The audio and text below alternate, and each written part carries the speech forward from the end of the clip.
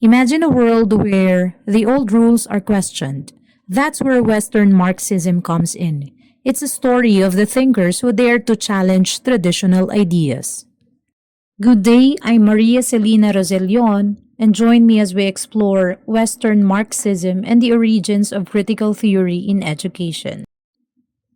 After Engels' death in 1895, Marxist thought shifted. Instead of revolution, the German Social Democratic Party focused on election. This change marked a turning point where revolutionary fervor declined, and the dream of a proletariat-led society faded in Western Europe, paving the way for the rise of Eastern Marxism. As the revolutionary spirit faded in the East, a new flame ignited in the West, Western Marxism.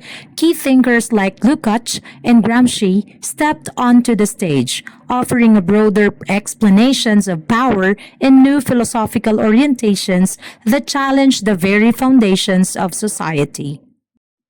Lukács saw philosophy as a wake-up call. He argued that capitalism turns people into things, reification, crippling their ability to act. In the classroom, Gramsci's insight quietly reminds us that real power lies not only in wealth, but in the way people think, we teach, and the ideas we choose to pass on, which was rooted from Gramsci's philosophy. In our everyday lives, there are quiet forces shaping what we watch, buy, and even believe. The Frankfurt thinkers remind us that entertainment can numb us, routine can make us stop asking why, and real conversation can slowly disappear. But they also remind us of something hopeful. If we stay curious and pay attention, we can imagine and build a better and freer world. As corporate power grew, Max Horkheimer watched everyday life turn into mass-produced culture, fearing people might stop thinking for themselves and that this quiet surrender could open the door to another kind of authoritarian rule. Theodore Adorno saw mass media turning people into quiet spectators, dulling independent thought and weakening the spark of collective action. Yet, through negative dialectics, he urged us to keep questioning the world even when it refuses to change. Herbert Marcuse watched society flatten into a one-dimensional world where comfort replaced critical thought, yet he found hope in the fiery student movements of the 1960s, believing their rebellion could reopen the path toward true social liberation. Jürgen Habermas saw a world drifting toward cold technocracy, so he turned us back to each other, reminding us that real change begins in an open public sphere, where people talk, listen, and reason together to keep democracy alive.